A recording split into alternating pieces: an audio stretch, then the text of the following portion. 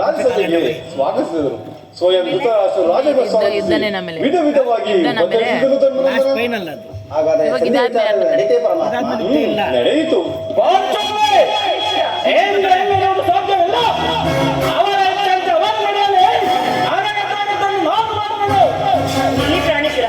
ಮೊದಲು ನನ್ನ ಅಣ್ಣನ ಮಾತುಗಳಾದ್ರೂ ಮುಗಿಯಲಿ. ನನ್ನ ಮಾತು ಮುಗಿಯೋದ್ರೊಳಗೆ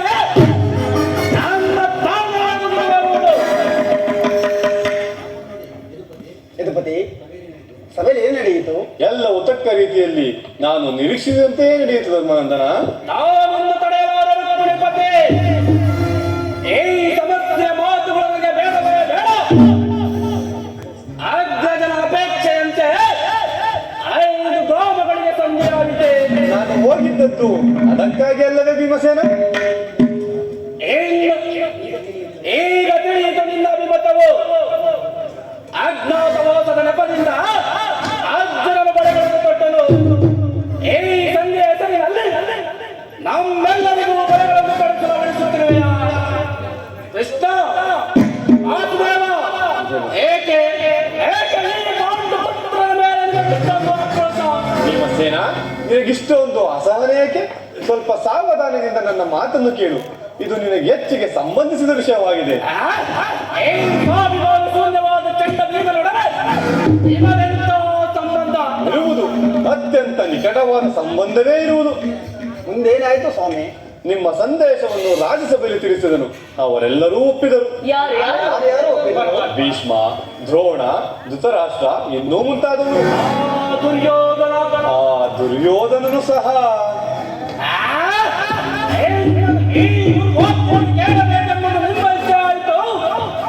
ಅದನ್ನು ನೀವು ಸಾಧಿಸಿದರೆ ಸಹೋದರರೇ, ನಾನಿನ್ನು ಹೊರಡುವೆನು.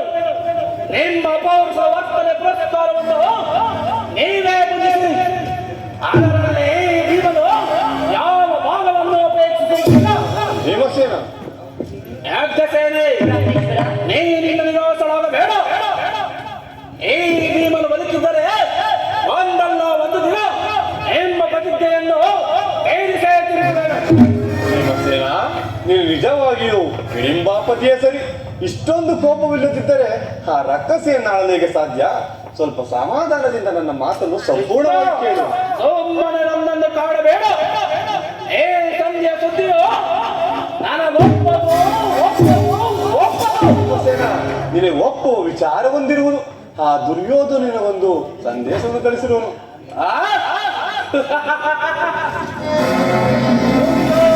ಸಂದೇಶ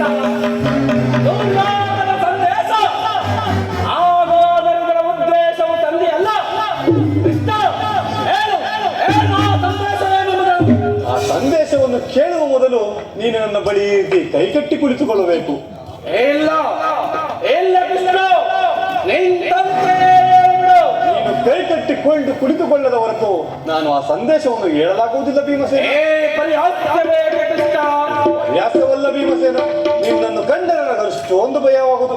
ಎಲ್ಲಿ ನಿನ್ನ ಗದೆಯಿಂದ ಸ್ವಲ್ಪ ದೂರವಿಟ್ಟು ನನ್ನ ಪಾರ್ಶ್ವದಲ್ಲಿ ಈ ರೀತಿ ಕೈಕಟ್ಟಿ ಕುಳಿತು ನಂತರ ನಿನಗೆ ಪ್ರಿಯವಾದ ಆ ಸಂದೇಶವನ್ನು ಹೇಳುವೆನು.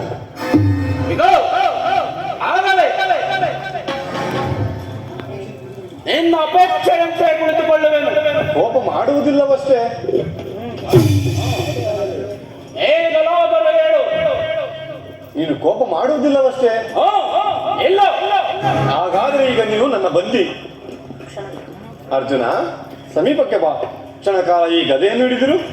ಆಗಲಿ ಪರಮಾತ್ಮ. ಯಾಜ್ಞಸೇನಿ, ಸಮೀಪಕ್ಕೆ ಬಾ. ನಾನು ಹೇಳಿದಂತೆ ಮಾಡಬೇಕು ಕಂಡೆಯಾ? ಅಣ್ಣ, ನಿಮ್ಮ ಮಾತನ್ನು ಎಂದಾದರೂ ಮೀರಿರುವೆನೆ.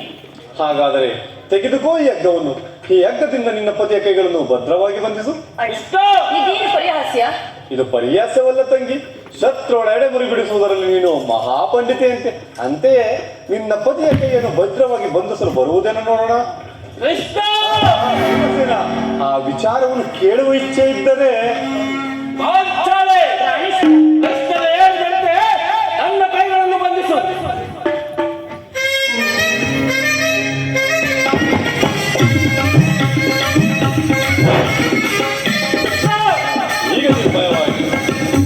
ಈಗ ಎಲ್ಲರೂ ಭೀಮಸೇನನನ್ನು ಬಂಧಿಸಿರುವ ಯಜ್ಞವು ಈ ದಿನ ರಾಜಸಭೆಯಲ್ಲಿ ನನ್ನ ಅಂಗಾಂಗಗಳನ್ನು ಬಂಧಿಸಲವನಾಯಿತು. ಯಾರು ಕಾರ್ಯವನ್ನು ಮಾಡಿದವರು ಏನು ಹೇಳಿದೆ ಕೃಷ್ಣ?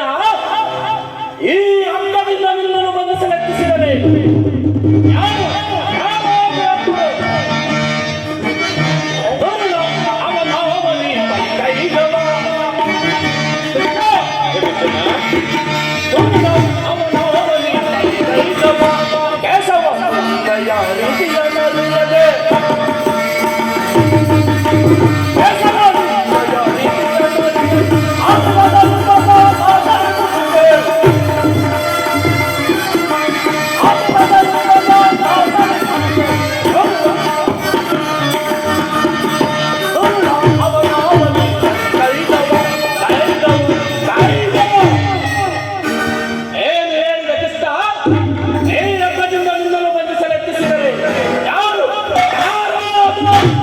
ಮತ್ತಿನ್ಯಾರು?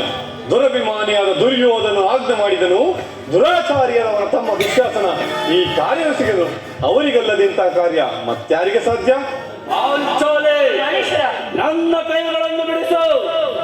ಏ ನೀಚ ಕೃತ್ಯದಿಂದ ದುರ್ಯೋಧನನ ದುರಭಿಮಾನವು ಶೇಖರವನ್ನು ಮುಟ್ಟಿದೆ. ನಮ್ಮ ಪ್ರಿಯ ಬಂಧುವಾದ ಕೃಷ್ಣನನ್ನು ಯಾರ ವಾಗ್ದಾಳಿಯಿಟ್ಟು ಪಾಂಡವರ ರಾಜಭಾರಿಯನ್ನು ಆ ದುರುಳ ಕೊಂದು ತಾವ ಈ ರೀತಿಯಾಗಿ ಅಪಮಾನಪಡಿಸಿದನೆ.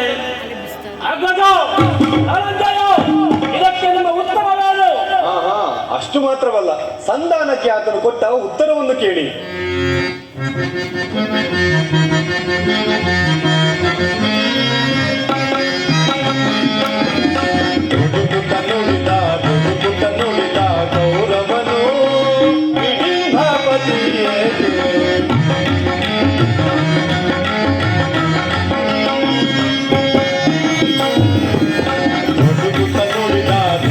ನುಡಿದ ಗೌರವನು ವಿಡಿಂಬಾಪತಿಯೇ ಕಡೆಗೂ ಯುದ್ಧವಾಗೈವೆ ಕೊಡೆ ನಾನು ರಾಜವ.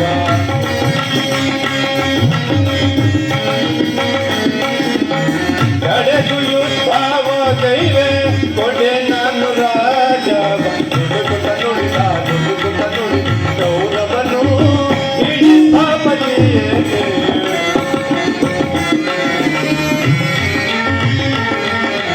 ಐವರಿಗೈದು ಗ್ರಾಮವ ಕೊಡೆನು ಭೀಮನಿಗೂ ಊರನ್ನು ಬಿಡೆನು.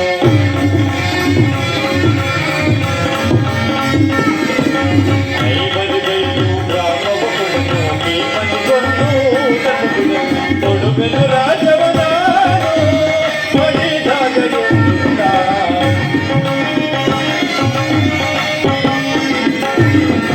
ಕೊಡುವೆನು ರಾಜವ ನಾನು ಹೊಡೆದಾಗ ಎನ್ನುತ್ತ.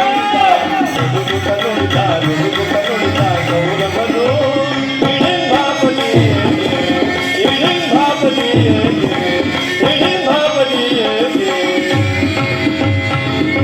ಐದು ಮಾರು ಭೂಮಿಯನ್ನು ಕೊಡಲು ಆತನು ಸಮ್ಮತಿಸಲಿಲ್ಲ. ನೀವು ಸಂಧಿಯನ್ನು ಅಪೇಕ್ಷಿಸುವುದ ದೊರಕುವುದು ರಣಾಂಗಣದಲ್ಲಿ, ಶಸ್ತ್ರಾಸ್ತ್ರಗಳ ಸಂಗ್ರಾಮದಲ್ಲಿ ದೊರಕುವುದೆಂದು ವೀರಾಘೋಷವಾಗಿ ಹೇಳಿದ. ಪರಮಾತ್ಮ, ಈ ಸಂದೇಶಕ್ಕೆ ನಮಗಿಂದುಳಿದಿರುವುದು ಒಂದೇ ಉತ್ತರ, ಅದು ಯುದ್ಧ. ಯುದ್ಧ ನನ್ನ ಪ್ರಯತ್ನಗಳನ್ನೆಲ್ಲವನ್ನು ವಿಫಲವನ್ನಾಗಿ ಮಾಡಿ ಮುಂದೆ ಬಂದು ನಿಂತಿರುವುದು ಯುದ್ಧ. ಪರಮಾತ್ಮ, ನೀನು ತಿಳಿದಿರುವ ನಾನು ಯುದ್ಧವನ್ನು ಎಂದಿಗೂ ಅಪೇಕ್ಷೆ ಪಟ್ಟವನಲ್ಲ. ಸಂಧಿಗಾಗಿ ಸರ್ವ ಪ್ರಯತ್ನಗಳನ್ನು ಮಾಡಿದೆನು. ಏಕೆ